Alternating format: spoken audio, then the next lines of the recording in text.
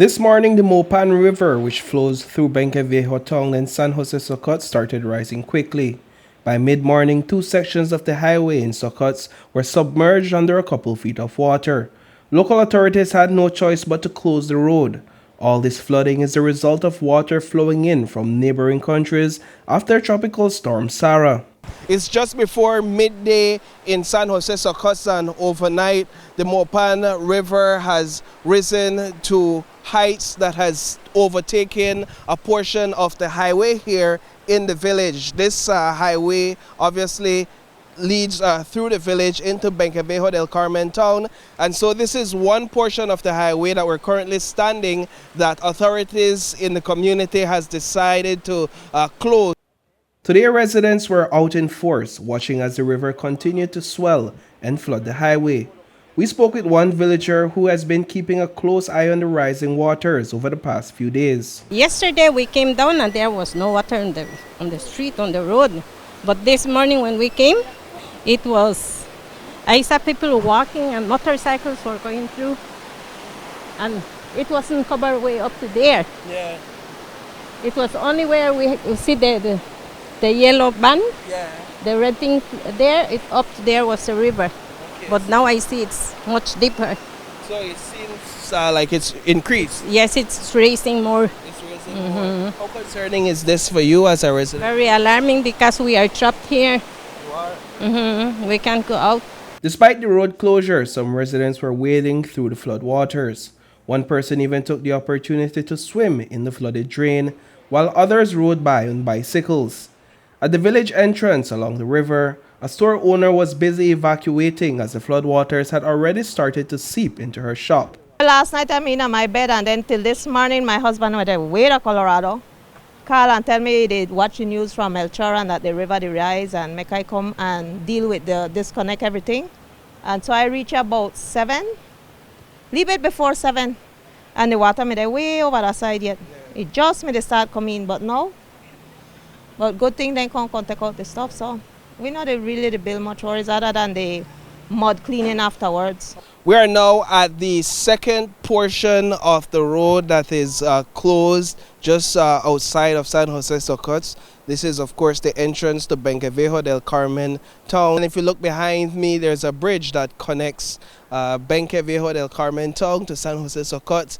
That's completely inundated by water. As a result, authorities had to close it. And again, the only way to get to Benque Viejo is through that detour that we took moments ago. The detour winds through the hills of San Jose Succotz, taking a less traveled path. It's far from ideal with some rough patches along the way, but it served its purpose. Benque Viejo Mayor Jorge Rosales was on site, overseeing the much-needed road repairs along the bypass. Seeing this, we have to make sure that the bypasses are open. This road at the back right here going down is very deteriorated because it's everything is rock, it's hard to fix. But we kind of made it easy for the vehicles to go down, but not to come up.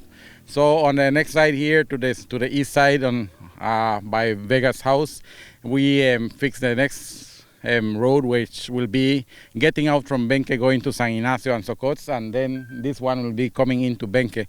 At the same time, the trucks that are coming from Guatemala are not able to come through, nor either the buses of the tourism like Fuente del Norte, they are not coming in. With the main roads closed and large trucks and buses barred from using the detour, several tourists traveling by bus through the Belize-Guatemala border found themselves stranded with little to no information. We spoke with one tourist from Denmark who was on her way to Key Calker. We learned a little bit about the